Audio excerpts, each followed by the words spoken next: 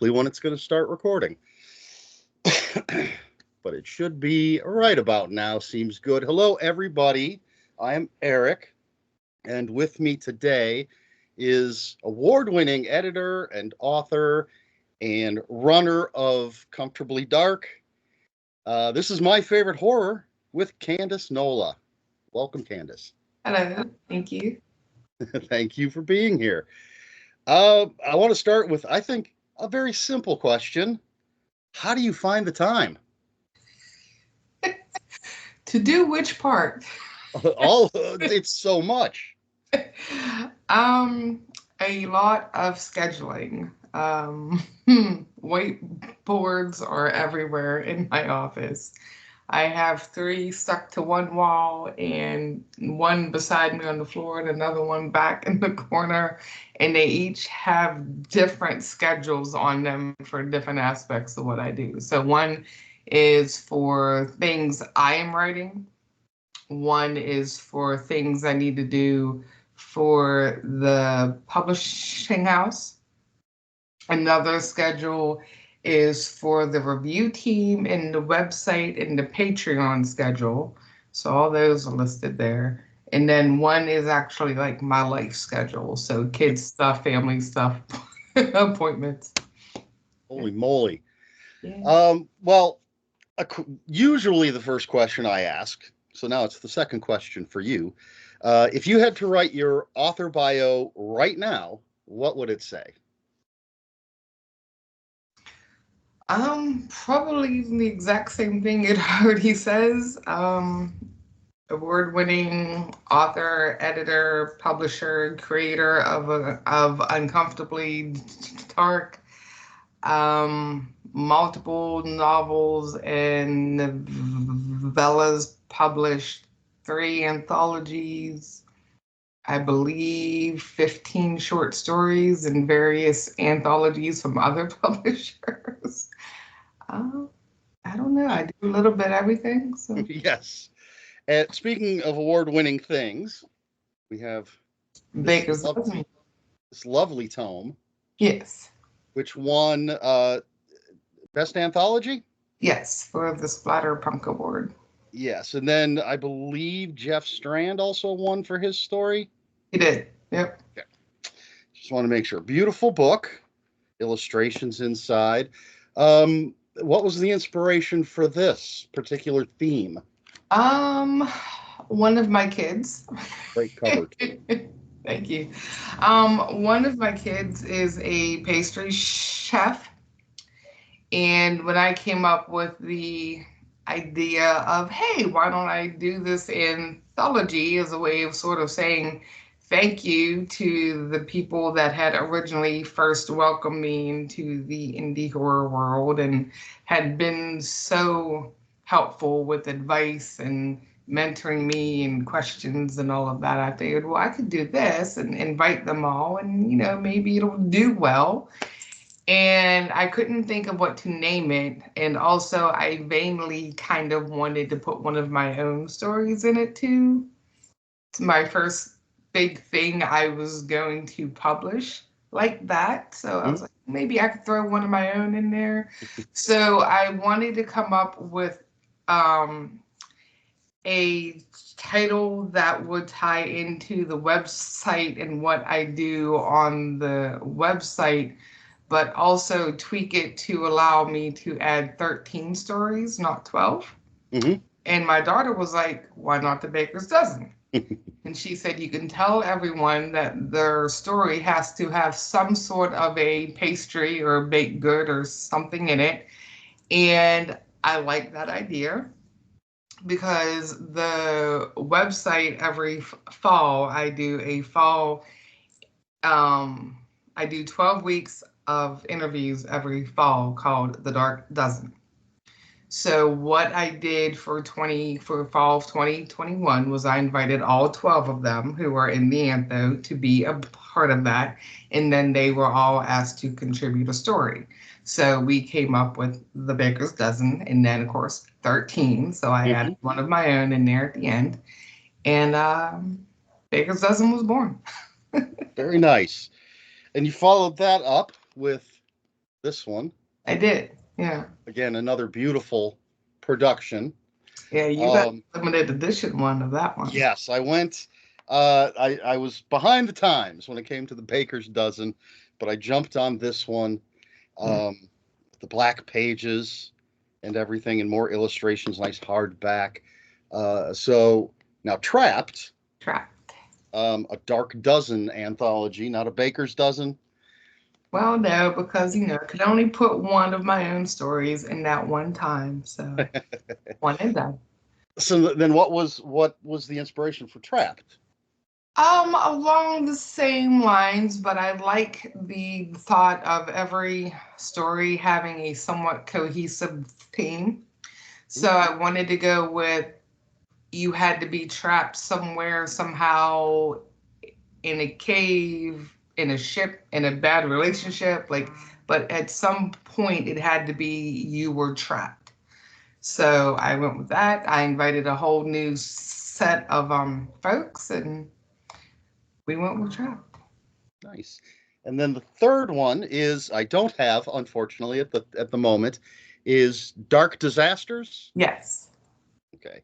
And now, so I assume that this one is all some sort of disaster Natural theme or disaster. underlying hmm underlying So thing. they all had to take place around or during a natural disaster, which I kind of thought would help add to the urgency of the action taking place, because not only is something horrific already in play with the natural disaster, you now have something more added on top of that to where you just don't know what's going to happen, because are they up against the horrific act of nature? Are they up against whatever is about to happen in the story? Both. And Hmm. time. So I thought that one might really add to just the overall action and the tension and the urgency. So that one, we have everything from volcanoes and mudslides and a blizzard in July that just turns out to be real bad. And yeah, they went really wild with that one. So. Great. Now, if you can say, do you have anything else, anything planned, and another one? Yeah, actually, I'm running really late on getting the contracts out, but the group of authors for this year have already been obtained and have all agreed to take part. I'll be doing that announcement probably the first of next month, and the it will be an extreme one. I'm not going to announce just what it is just yet until I make that an announcement, but it will be a full-blown extreme. It will follow the same as all the other ones with the paperback and the limited edition. It will be out in November. I did have some epic issues with getting the hardcovers in for Dark Disasters, and ironically, they're on their way now. Um, Big issue with like the paper importing, the glossy black, I guess, causes a problem.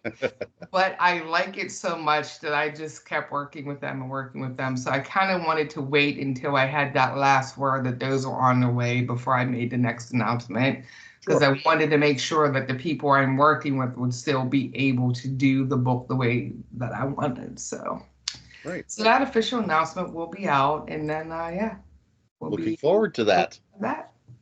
Yeah, I hope to do one of those each year, just one. I don't have time to do more than that, especially with the publishing house. So there'll be one antho a year. All right. Well, um, speaking of inspirations, what was the impetus for Uncomfortably Dark? That's me. I'm uncomfortable all the time, including right now. I'm socially awkward. I am an introvert. I stutter, so I don't like to speak.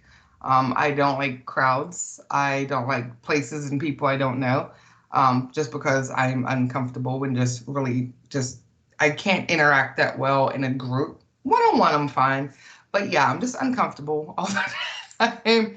And I like to write dark stuff. I like to read it. I like to watch it. I've been reading and watching horror since I was about 6.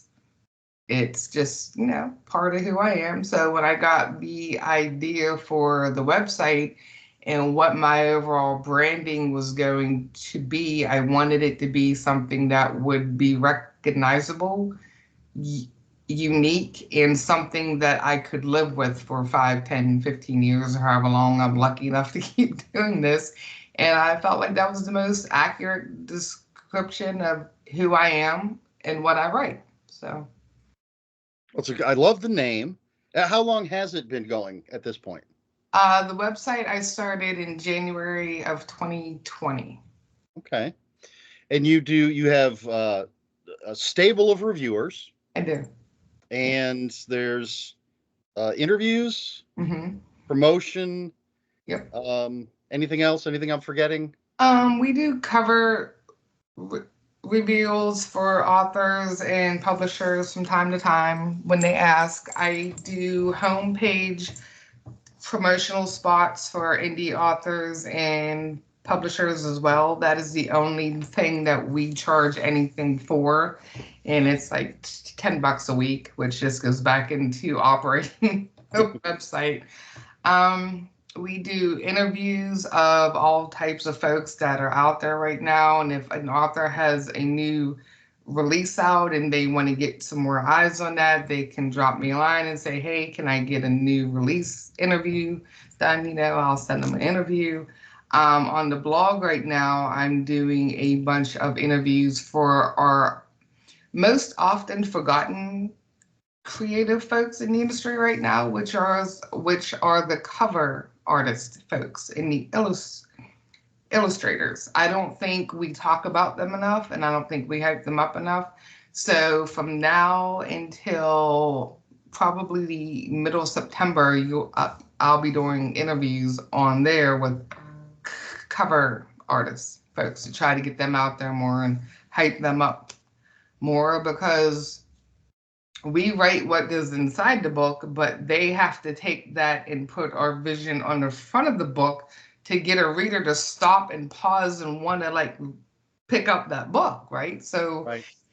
we do the majority of the story workload, but they're the ones that got to get those initial eyes on our book. Otherwise, we're just being glanced over and lost in the gray with all the other stuff. So I'm focusing on cover artists for the next few weeks. So, Well, that's fantastic. I mean, one of the reasons I love having physical books is for the covers, and I mm, can set them cover out and look at them. yeah, And Lynn Hanson, fantastic. Justin T. Coons, who did all the first round of splatter westerns, amongst many other things. yeah, And then there's some authors that do covers as well. yeah. Um, I can't name all of them, but yeah, and uh, I was going to save this for a little bit later, but I love this cover. Um, Zombie Ducks. the lovely zombie ducks. That's Um, done by Michael Squid. yeah, just a fantastic, fantastic cover. I mean, the title's going to get me anyway, but that cover for me, that just pulled me right in. Yeah. Absolutely love it. And then unfortunately, it's sort of buried. I have the Unicorn Killer, which is Yeah. another fantastic cover. Michael Squid. Yeah, beautiful work. Um, and the Unicorn Killer, I did get the bundle, so I have the stickers and the pencil and all the other great stuff. As a matter of fact, um, oh, where is it? I have something that I was going to show off. Now I don't remember where it is. There it is. This. Oh, look at that. You got the notebook too. Yes, absolutely. I use it. I use it. It's a lovely pen. Very nice notebook. Everybody Um, loves those a lot. I can always use another notebook and another pen. Me too. Um, so something like, I mean, this is a little tiny book, and the Unicorn Killer is a little tiny book. Does the when you're writing something like that as opposed to Bishop or Beyond, do you know it's going to be a little tiny story, or Oh does yeah. the story dictate how long it's going to be? Those ones I know. So the Unicorn Killer, Zombie Ducks, Zippers, Frogger, Venus, and Sirens and Seaweed, I believe. Earth versus. All those ones were intended to be shorts. Yeah. For two reasons, I started doing that. So Earth versus and Sirens, those both got their start as a 10-day challenge with Judith. That was going to be my question before I decided to show off Zombie Ducks, was about Yeah, the 10-day challenge. right. So those were the first two. And I enjoyed them so much that I thought, well, I wonder if I could do one of these like every other month or so.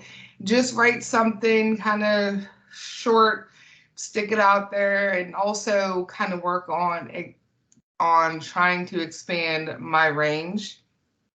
I've never really written like comedic horror before. So I went with like the Unicorn Killer and then Zombie Ducks. Zippers was kind of extreme, but I don't know if you read that one yet, but that one kind of reads like a deranged Dr. Seuss. Okay, I haven't read it yet, but now I'm really looking forward to it. And I felt like those would be long enough for me to see if I could do the story that I intended to write in that time frame. If I could do that particular style that I wanted to try, well, and also to sort of give me a mental break between like some of my longer work. So whenever I complete one of my longer works that I'm on, I'll sit down and I'll write one of the short stories and I'll throw it up there on Godless and everywhere else. And at the end of the year, I take a bunch of those and I put them in a collection. And the first one I just did was the AuthorCon exclusive this last April, a couple months ago. And I took Venus and Earth Versus and Unicorn and a couple other shorts and a flash fiction piece and another short long story. It was like 12,000 words that hadn't really been out there. And I put all that in there, and it was strictly an AuthorCon exclusive. It's not out. You can't purchase it anywhere. It's just there. And I'll be doing the same later this year. And there'll be another matching collection for St. Louis. And it'll have a lot of those in there, plus a couple surprises that I haven't announced yet. So Nice. Well, this was the first 10-day challenge. mhm. Um, I loved this, all three books. I'm a huge fan of old 50s sci-fi and horror. Me too. And I know we're not here to praise Judith Sonnet, but she is amazing at Yes. Girl. the tribute or pastiche Yes. books. Yeah. Um, her book in this series, the two Hell novels, Hmm. that celebrate Italian cinema, Yeah. and I just read the Shriekarama, whatever the rest of it's. I can't remember the full Yeah. title. Yeah. Um, Spook Show Experience, I believe. Yeah. Uh, and all of those, as much as I recently told her this, as much as I love her extreme stuff, when she's doing these things that I just feel she's pouring her love of these things into it. Yeah. And I love this, so I was very excited. I enjoyed these. I did for this series, these three, I reviewed each one separately and Hmm. then did a video just talking about the collection. Yeah. So when she approached you for this, was there any hesitation, or did you just jump right into the challenge? Jumped right in. I was all in. Great. Yeah. And then I have not read these yet. Yeah. But again, great covers Thank you. and that fit together. Yes. which But is one of my definitely, favorite parts about those. Because if you look at the back of them, they match. And then the Earth versus one, it also has like the matching ones in the yeah. back. Excuse me. So yeah, I'm looking forward to reading these. Yeah, that one's the Splatterpunk nominated one for this year. It's up for the Splatterpunk Novella of the Year award. Oh, very nice. Mhm. Congratulations on that. Thank you. Um, Now I have Bishop's another one that's sort of buried Yeah. because I have piles and piles of books. I don't have enough room for all my books. And when I read something, generally when I've read something, I push it to the back and pull the unread stuff forward. Yeah. So I was not able to dig out Bishop and the Unicorn Killer, or even though I haven't read um, the Breach, Hmm. just Breach, Preach. Breach. Uh, I'm not sure where that one is. I have it. I have a general idea of where it is, but I do have a few others we can show off. We've got Part two. Beyond Yeah. Beyond the Breach, and oh, we have Hank Flynn, Yeah. and then another one I'm very much looking forward to, Bishop Man versus Monster, which you co-wrote. I did. What was the collaboration process like? Um, Fun. Mike and I have been friends for a while, and Mike does the historical fiction extremely well. And when the first one did as well as it did, unexpectedly, people kept asking me, is there going to be a part two? Are you going to do another one? Are you going to do another one? I never intended for there to be a part two. It was just one and done. And I talked to Mike about it, and I was like, I don't know, like, where I could take it next, like, just yet. I'm like, I'm sure I could. I just didn't have any thought in my head as to what. So we started to brainstorm, and he came up with this great idea. And he has a character in there that he had written for his splatter western. It's set in the past, and he was like, "Why don't we take this guy and write him in as like a journal entry that they find now, and they start tracking down this new threat, you know?" Mm-hmm. So Mike did the historical entries. I wrote the present day story, wrapped everything in, and got us to the conclusion of that. And he had a great idea to put something in there that most people are not going to expect. And I wasn't sure how they were going to respond. And I don't want to say what it is or who we put in it, but it went over really well with everybody that has read it. So we are working on part three now, and there's going to be another two to close out that arc that we have in mind. So, Um, all right. Well, I don't think I'm spoiling anything. I mean, based on the covers, oh no, by saying that he's a werebear. he's a werebear. Yes. Um, why a werebear? Why not? Okay, that's perfect. I like all were creatures. Well, Uh, everyone writes the werewolf, right? mhm. It's almost like a rite of passage. Like you have to write the werewolf. One of the first short stories that I ever wrote was based on a werewolf. And when I was writing that story, the werebear popped in my head right then because I was like, why not something else? There's were creatures of all types out there, yes, but they're not very often written about. Mhm. Werewolf everywhere. But I really like the idea of a werebear. So I researched a bunch of lore and Native American lore because I am half Native American, and I wanted to take some of that in to explain why he is a bear, not a wolf, not anything else. And because that happens to be his spirit guide that was passed down to him from his dad. Mhm. So that is why he takes the shape of a bear. So there's a lot of Native American lore in there, which ties into the enemy that is also in there that he has to face in part one. And then it actually very conveniently takes us into part two, which Nice. worked out well. So, Well, um I really enjoyed Bishop, and I liked that you used a werebear. But and again, without giving this part away, I love the enemy. It's one of my favorite things. I don't want to say anything specific, mine too. but Mine. it is one of my favorite things. Anytime I find a book that has it, I get very excited. Hopefully, it's done well. Mm-hmm. But yeah, so I'm excited to read this one now, and I like that it ties into his splatter western.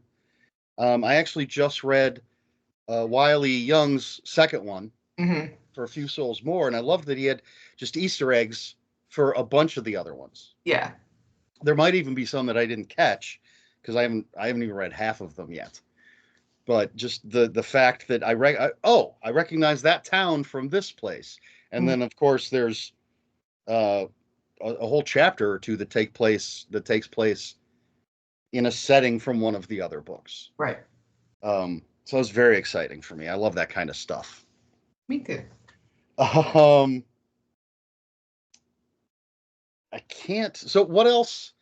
I've showed off what I have that I could find in this mess. What have I missed? um, you have Breach and Beyond the Breach. We discussed Bishop. You showed Hank Flynn there, which there will be another Hank Flynn out early September. So you can expect to see a lot more Hank. You don't need to read the first one in order to read the rest. They will be done as standalones, but they're all Hank. Um, oh, yeah, I have Transformation out, which is another creature feature that is set in the same universe as the Bishop story. Sort of same universe, and it's also set in that part of the world. So it's about a young man who is just a horrible, horrible child. And as a teen, and he's just basically a slob. He's just massively overweight. He treats his mom like his maid. And I mean, he's just atrocious. And he's completely dependent on her. Like, he can almost hardly walk, like, around their home. Like, he just, you know. Unexpectedly, his mother passes away, and he finds himself, lo and behold, alone in the world as this just, you Yes. know, what is he going to do? Reality kind of hits him, and everything kind of sinks in, and he puts it in his mind that he's going to make a change. He's going to lose the weight, and he's going to become a productive member of the world. And, you know, he recognizes he can't be this person anymore. So he goes through these changes and things over the course of about a year or so. And I'm not spoiling anything because all that is pretty much written out in the first like chapter or so. It's what happens next is where the story really unfolds, because the final part of his promise to his mom and dad, both of whom are dead, to make it up to them for his behavior over time in lifetime, his penance to them. He's going to hike the PNT trail alone.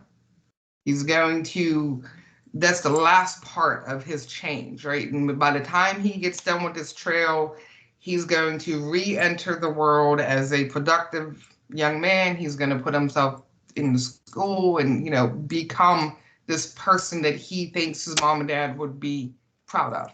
That's what the story is based on. Well, he hikes the PNT trail. He undergoes a massive transformation. All And right. things happen. The transformation he undergoes may not be the one he expected, but it's an amazing journey all the same. I have Desperate Wishes out, which is a post-apocalyptic tale where women exist in a world where they don't have names. A massive plague sort of struck most of the women of the world down and killed a lot of the men and kids, and a lot of the women also became infertile. So mankind panicked and began taking the healthy ones and turning them into, Right. well, objects rather than people, but in order to continue mankind. Well, one young woman decides that's not the life for her anymore, and with the help of something, a guardian sort of entity that befriends her, she brings about a change. So that one is Desperate Wishes. It is 100% a splatterpunk novel. It is a direct reflection as to what is happening in the world now with all the changes for women not being able to choose and not being able to have access to the things that they need, as well as a lot of other issues that are happening right now in our world. I just put them in a post-apocalyptic situation, but the reality is very much staring you in the face as to this is what's happening right now. Yes. So I'm that's Desperate Wishes. gonna have to move that one up the pile. Um, Now you have a new one coming out very soon, correct? Manor coming out Saturday. Oh, sooner than I thought. Hmm. Um, and wonderful cover. Thank you. I absolutely That love one's that cover. done by Christy Aldridge of Grim Poppy Design. Mhm. Oh, Fantastic. she's done quite a few books, I believe, with her work. Yeah. Um, and what's just quickly, what's that one about? Shadow Manor is my love letter to the haunted house story. Gothic, creepy, haunting, tragic, sorrowful. A young woman becomes stranded in this massive mansion along the way in the middle of a rainstorm. Um, Things start to happen. She finds a journal and she kind of spends the night there away from the storm, unfolding the mystery of what went on in this house. So, Great. I look forward to it. Um, so before we get to the main event, as I call it, uh, what is your favorite horror subgenre to read? to read. God, probably the ghost stories and the survival, like tales. What I is it like about ghost stories? man versus, huh? Oh, what is about ghost stories that? Well, I grew up with a mom and dad who were paranormal investigators, and we have quite a long history of a lot of paranormal experiences in my childhood home. And I grew up like very open-minded to all of that stuff, and I have seen things that other people will not believe if I were to tell them. But these events happened and they took place to over a period of like 12 years, and multiple people in our household witnessed them, like family friends witnessed them and everything. Like, I'm very open to the existence of another plane.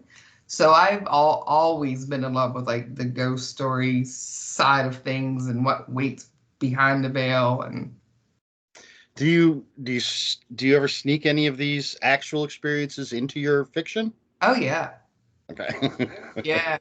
I wrote a short story for the Perfectly Fine Neighborhood anthology called Click.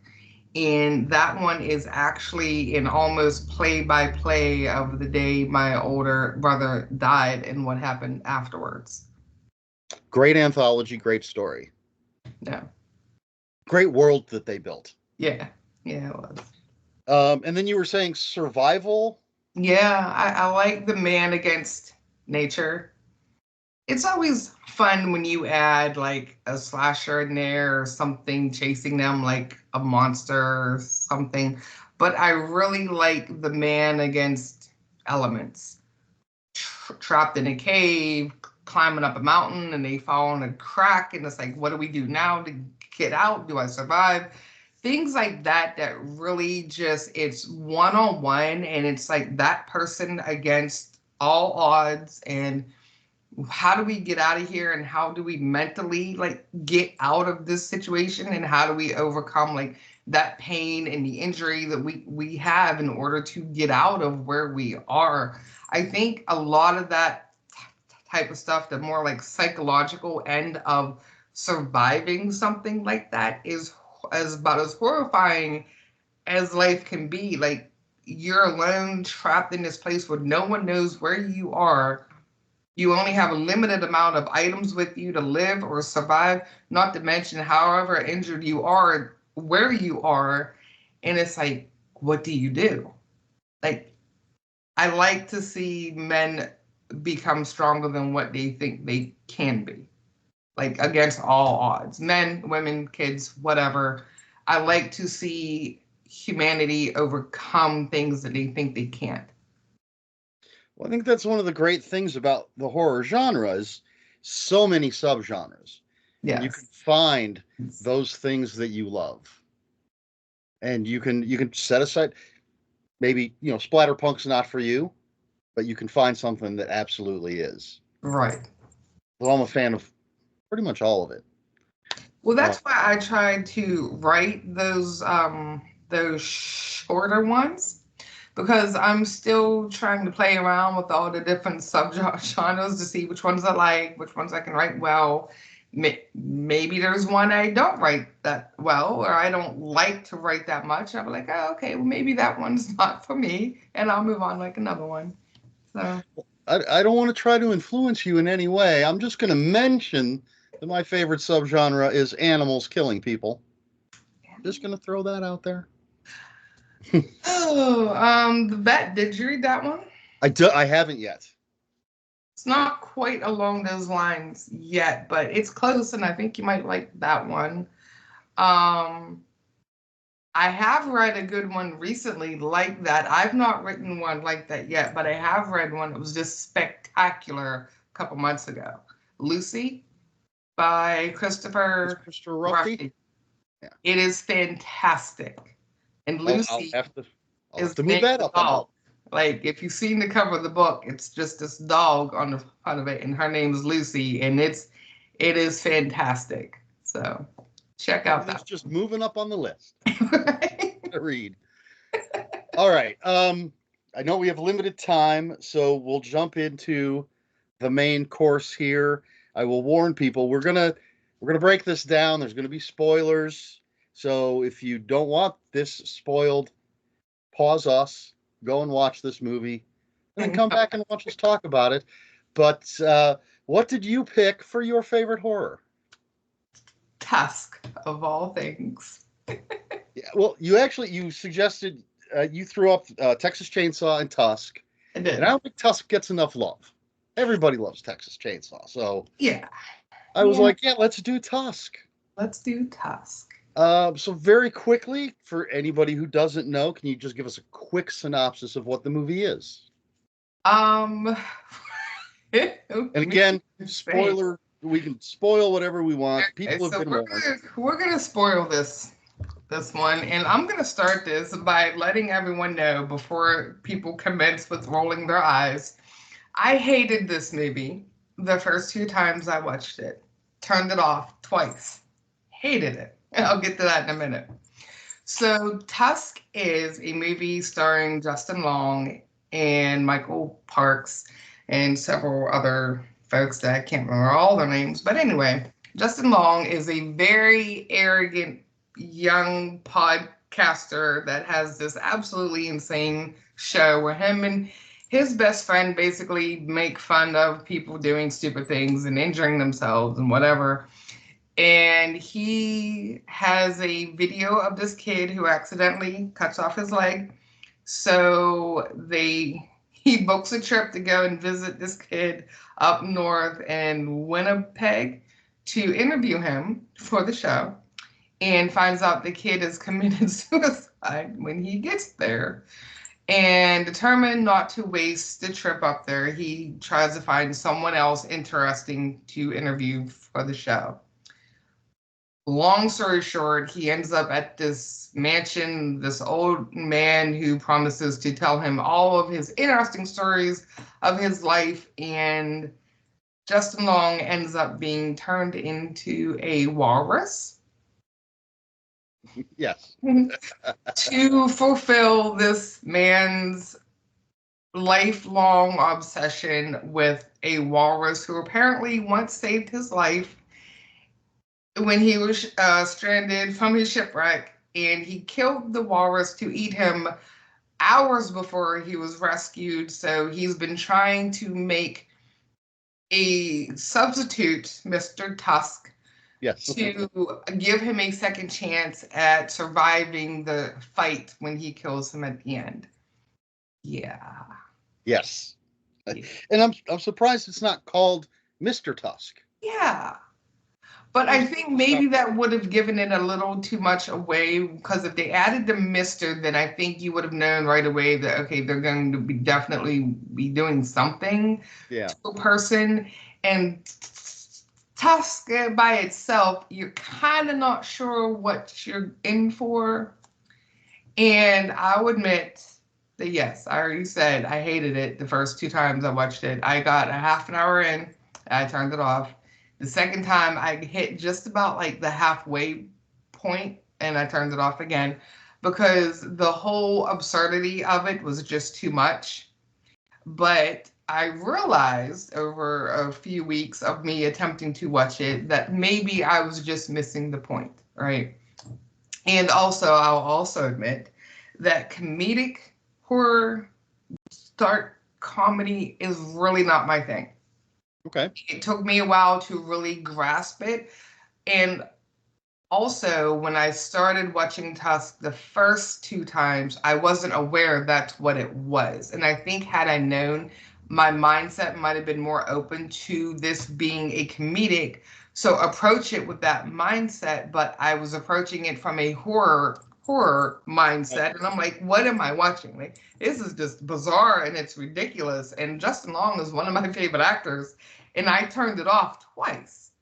So I was like, okay, I'm going to sit down and force myself to watch this movie, because I kept hearing all this great stuff. Like, people were loving this movie. And I was like, what am I missing? Third time, did it. Like, got it. Great. Well, were you a fan of Kevin Smith before this movie? Yeah, yeah, So you yeah. dig his comedy. I do. I And just then didn't know it was his movie, though, too. Like, I'm not, at the time, I'm more up to speed on that sort of stuff now than I was when this movie came out. I am the first to admit I am horrible with like names of producers and directors and screenwriters and who did what. Now I see a trailer for a movie, I see an actor in a new movie, I'm like, oh, okay, I'll watch it. I'm terrible with where it came from, who wrote it. So I had no clue. I went into it blind thinking, oh, this looks weird, and it's Justin Long. That's all I knew about it. So I was like, okay. Yeah. It took 3 tries for me to sit down and watch this movie and get all the way through. well, I can understand that. And I mean, right off the bat, if you're watching now, Justin Long's character is an asshole. Completely. Yes. Just a douchebag. Yes. So I can see, especially, if you're going in blind and you don't know what to expect, just being like, why do I care? I hate this guy. Yeah. But I think his performance is fantastic. Oh yeah. He nails it. I was watching it right before we started. As a matter of fact, it's paused right now with Johnny Depp on the screen, because I didn't make it to the end before we had to start.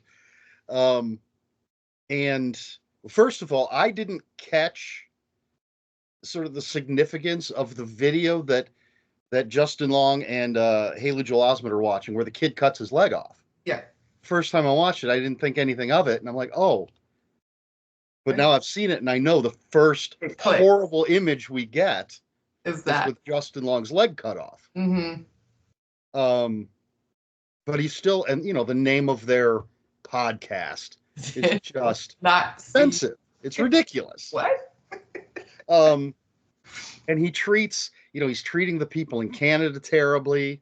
Yeah. He's that ugly American Yep. trope, but his Absolute performance is so good. arrogant. Like he nailed every aspect of that. He never wavered from that just asshole persona until, well, all the bad things started to happen. When he wakes up after being drugged, Mm-hmm. um, I love like his performance there is, I think it's just amazing. Yeah. And so such a subdued version of who we've been seeing throughout the movie. Right. And again, when I was watching it, I wanted to ask. I know we're kind of jumping around. That's okay. When he realizes his phone hasn't been destroyed, Mm. and he calls his girlfriend, and he calls his partner Teddy. Um, do you feel? I don't know how recently you've watched it. I just watched it again last night. So. Okay. Do you feel that he calls his girlfriend and he's apologizing for, well, first he's saying help me, call the police, Yeah. I've been kidnapped and all this, but then he's apologizing for his behavior and he's saying he loves her. Do you feel that's genuine or Yeah. simply because he's afraid? No. No. Because they kind of hint at who he really was with Yes. the scenes of the girlfriend earlier on. And there's just snippets, but they kind of hint at who he really is with her. And he's like, I like new me. I like, the money, and this, that, and the other. Right. But there's that hint of he really is a decent person. And she kind of reminds him, like, well, you had me, so I must have Yeah. saw something in you. And I felt like in that moment, once all the bad things start to happen to him and he realizes that his life is on the line now, and this man is absolutely out of his mind, when he calls her, I think all of that is who he really is at that. From that point on, I think it's him. I think it's the person he was raised to be. I think that's who he really is, instead of the persona he puts on for the podcast. Right. Okay. And again, just great performances. Yeah. So Michael Parks as the old man with the walrus obsession, he's amazing. Oh my God. And he's so, at least early on when we meet him, there's just so many little subtle things Yeah. to make you uncomfortable. Very much so. And once he's drugged, I mean, we don't know that Justin Long has been drugged. Right. When Justin Long wakes up, he's missing his leg and he's spinning this yarn about you were bitten by a spider and the doctor came and we had to take drastic measures and everything. He took And all I of may be, it was so quick and I may have blinked, but I swear there's a point during this tragic moment between the two of them because Justin Long is freaking out. He's lost his leg. The old Yeah. man's trying to explain, and I swear he yawns. He It's does. a quick little. He's like, He and I'm like, yawns and he laughs twice. the Like laughing. there's this little chuckle in there. Yeah, but I wasn't sure if I saw that yawn or not. And I'm like, that's just Yeah. amazing that Mm-hmm. he could just yawn in the middle of this. It shows us that he's actually disconnected and there's something else going on. Right. Right. So like he's running down the script and you find out later on in the movie that it's the same story. He's been using it again and again. So he's just like, okay, same old story. Let me tell the guy, blah, blah, blah. But God, he becomes so unhinged as he starts telling him what's happening, and he's like, "Oh yeah," and he took all the phones. We don't have one. Like, Yeah, look at his face. Is like, "Are you buying this? Because I'm not buying this." But you're the just doctor dressing said up to might work. doctor said he had to take out all the phones because you're too fragile to Can't be talk about disturbed. the phone. He was like, "It doesn't make sense." Yeah, But there yeah, was the other thing that I think I like that maybe some people miss as to who Justin really is in this. First of all, I skipped over this. His name is Wallace, for God's sake. Yes. Wallace the Walrus. Are we serious right now? Like every hint in the world is right there. And I thought that was fabulous too. I was like, oh my God, they named him Wallace of all things. But when the old man starts telling his stories and he's reciting Hemingway and all these different authors and these well-known quotes and things, Justin Long is not the person that you would think is going to know those quotes. He doesn't read. Right. Asshole Justin Long, his persona, that guy would not know any of this stuff. And I think when they put that in there, it gives you little hints as to how intelligent he really is. And it gives you a clue as to who he really is on the inside. This is a very smart, well-read, intelligent young man. Like, he's not the idiot that he's portraying himself to be. He's much smarter than he's portraying himself. So I like that they had that in there as well. Those little hints that, hey, this guy is not everything you think. Right. Absolutely. Well, I do think. I mean, I know that Kevin Smith has his detractors, but I do think he is a very good writer. Yeah. Yeah. I'm a big fan of his movies. Some I love, some entertain me, but Yeah. I'm a comic book reader. I've enjoyed the comic book stuff that he's done, Mm. both his independent stuff and his stuff for like Marvel and DC Comics. Yeah. So I do think he's a very good writer. Yeah. And I thought Red State was amazing. Oh yeah. Yeah. And so, turning his hand to horror. In a manner of speaking. Yes. Well, there are some very odd tonal shifts in Yeah. this movie.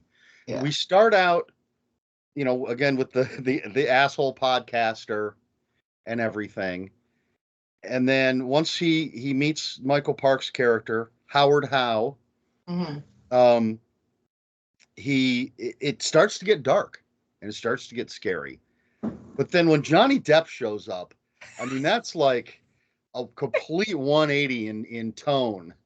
Yeah, because how are you supposed to take that seriously? Very jarring. At all. Like, I didn't even know that was Johnny Depp to begin with. I didn't know till after I finished it the third time. And whoever told him to just be as outlandish as he could, I don't know. But it's so unexpected to the way that section of the movie is going. You have Johnny Depp just completely unhinged over here. And meanwhile, his girlfriend and his best friend are like horrified and they're like in shock. They're like, we need to find him. And they're looking at him like, are you serious right now? But he's the only one that actually has any idea what's going on of all unlikely people. Yes. God, you think even this guy, this inspector, is just out of his mind completely. And I like the flashback. He's telling them he believes he's met this serial killer that he's looking for. And I love Howard Park's performance in that. Yeah. Because he's this guy, guy that we know is crazy. Crazy guy. But now he's putting on a performance for this cop, essentially. Right. And it's an amazing performance. But there's one line that he says right at the end of that scene that kind of gives him away. And that's why one of the reasons I think that Johnny Depp, now that it's present day and he's telling the girlfriend and the partner that he thinks he met the serial killer he's looking for. I think that line is one of the things when he says something about the monsters are us, or however he puts it. Yeah. Because it doesn't fit with the persona that he's been projecting to the detective up to that point. Right. It's just amazing. The performances are so good. In a Kevin Smith movie. But this is why I ended up loving it. It was the ending. The absolute last bit of the ending. So yes, he converts him to a walrus, and him being sewn into the human skin and being actually transformed. All of that is horrific in its own right. And seeing him just evolve into if you're going to survive this, you need to do what this man's telling you to do. And of course, the walrus wins the fight at the end with the old man, and the old man gets his dying wish. His friend, the walrus, lives and he Yes. prevails. But now we're stuck with Justin in this walrus suit that he's now fused to. They can't take him out of it. In the ending, with him in the exotic sanctuary for Mhm. animals, where they eventually place him, I guess. I ended the movie in tears, sobbing, just Yeah. absolutely sobbing. And it happened again last night. And I was just watching it sort of like as a refresher, sobbing again. And I think that's when I realized how great the movie really is. Even though it's meant to be absurd, it's meant to be this dark comedic thing. But in the end, it's so tragic what happens to him, and he's the wailing and the crying that he's doing and his expressions. Oh, it's heartbreaking. It's like, do you kill him or do you just let him live this existence? And they show him in this animal sanctuary all alone, all by himself, living as this walrus creature, but he's still who he is. And when his friends come to see him, that look on his face and the sobbing he starts after they leave, it's the most heartbreaking thing I think I've ever seen in a movie. Like, it's what do you do? Like, what is the moral implications of that? Do you kill this kid and put him out of his misery? Is that right? Or do we let him live this now tragic existence to be alone forever as this creature? Yeah. Yeah. His tongue has been cut out. He can't What speak. do you do? He can't. He has flippers now. He doesn't have hands It's anymore eating because he. raw fish. Like, Yeah. It is horribly it's tragic. horrifying. Like, could you even imagine? It's. Yeah. I like. I'm one of those people that likes any ending that works. I like Yeah. a happy ending sometimes. I want to see Yeah. people live. I love a dark ending. Like I love the ending of The Mist, Right. movie The Right. Mist. That's an amazing ending. Another one we could talk about for an hour, but Horrific movie, but or ending, but amazing. And this is yes, it's horrible, it's tragic, it's terrifying, but it works and it's yeah, perfect. yeah. Um, little side question: do you think the girlfriend and the partner are together now at the end I, of the movie? yeah, absolutely. I think they were already, I mean, they were already having an affair and things like that. But I also think going through something like that, and both of them do and did care about him. Yes. I think that that experience is only going to connect them even more. And how do you talk to anyone else about that? Like, how Yeah. do you, like, that connection and then their connection with him, they're all tied together now for like life. Like, this is because they're going to go and visit him. Like, they're Yeah. going to continue that. They're going to go and see him. How are you going to just let him waste away there? You're not. Right. And I do think that the reason they were together, and I'm not a fan of infidelity in any way. I Right. hate infidelity. Um, but I think the reason that they were together was because of him. Yeah. They He was an were asshole to both of them. So they had a mutual connection over how he treated them. exactly. They could commiserate and they Right. could find solace from him with each other. Right. Right. And um it works. It works as a story point. It works for the characters. Right. And they we see when when Wallace finds his phone and he calls his girlfriend, he leaves a voicemail with her, and he calls Teddy and leaves Yeah. a voicemail with him. And there was a point where I thought that Teddy would just ignore it. Yeah. Like, I'm with your girlfriend, I'm going to ignore it. But that's not Right. who he is. When That's what she I gets thought. up in the Yeah. But when she gets up in the morning and checks her phone and gets the message, she goes straight to Teddy. Teddy is there for her and for Yeah. Wallace. Yeah. And she's like, and you've got one. He called you too. And they're there. It's not. Teddy's not a dick like I got your girlfriend. Right. I'm going to ignore you. Right. Ignore these calls. I think that's Haley Joel Osment, right? Great performance from him. And even more of a sidebar. So you have in one of the convenience stores in the movie, you have Harley Quinn Smith, and I think it's Lily Rose Depp. Yeah. Playing the clerks. Those characters are in Yoga Hosers. Yes. Have you seen that? Not yet. Okay, I haven't seen it either. I actually own a copy. I just bought it for like $5 somewhere, but I haven't watched it yet. I hear it's very bizarre, from what I understand. Well, But what's that? So was Tusk. Yes, Very. I can't deny that. All right, I don't want to keep you too long. Is there any final words on Tusk? If you're anything like me, you won't like it at first. Just stick with it. Just sit down, make some popcorn, and just watch it. Just stay with it. It's what, an hour and a half? Hour 42. Yeah. I had to look it up to see if I could make it before we started recording. It's worth the watch. I mean, it is everything I think you would expect from Kevin Smith. It's definitely out there. But you're gonna feel some things I think you may not be prepared for. And while it does have some of that crass humor during the podcast scenes and some of that, it's not that kind of, the early Kevin Smith movies with all the vulgar, for lack of a better way to put it, vulgar humor and sexual humor and all of that.